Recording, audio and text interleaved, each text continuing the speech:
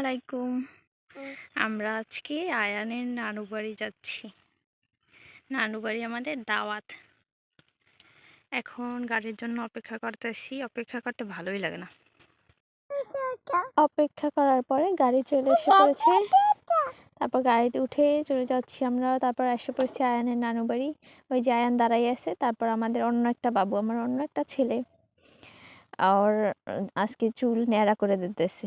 ওই যে মামা নানা মিলে বাবুকে ন্যাড়া করে দিতেছে।